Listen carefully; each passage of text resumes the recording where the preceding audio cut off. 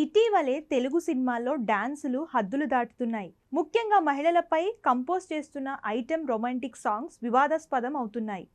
Star హీరోలు వారి image, థియేటర్కు వచ్చే ఫ్యామిలీ ఆడియన్స్ దృష్టిలో పెట్టుకొని డాన్స్ను కంపోజ్ చేయాల్సిన కొరియోగ్రాఫర్స్ రెచ్చిపోతున్నారు.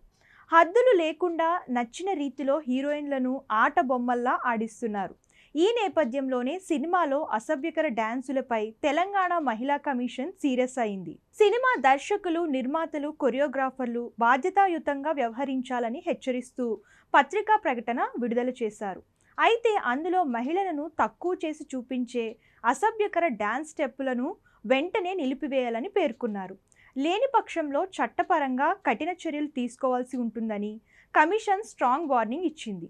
సినిమా రంగం సమాజానికి సానుకూల సందేశాలు అందించడం, మహిళల గౌరవం కాపాడడం అనేది నైతిక బాధ్యతని పేర్కొన్నారు. యువత, పిల్లలపై సినిమాలు చూపే ప్రభావాన్ని దృష్టిలో పెట్టుకొని సినిమా పరిశ్రమ స్వయ నియంత్రణ పాటించాల్సి ఉంటుందని లేఖలో పేర్కొన్నారు. ఇటీవలే శేఖర్ మాస్టర్ కంపోజ్ చేసిన స్టెప్పులు వివాదాస్పదమయ్యాయి. హరీష్ శంకర్ దర్శకత్వంలో మాస్ మహారాజ్ రవితేజ హీరోగా, భాగ్యశ్రీ బోరోస్ హీరోయిన్గా నటించిన మిస్టర్ బచ్చన్లో కొన్ని స్టెప్పులు వివాదాస్పదం అయ్యాయి. ఓ పాటలో హీరోయిన్ బ్యాక్ పాకెట్లో రవితేజ చేతులు దూర్చి పిరుదులపై దరువు వేసే స్టెప్పుపై నెట్టింట విపరీతంగా ట్రోల్ జరిగింది.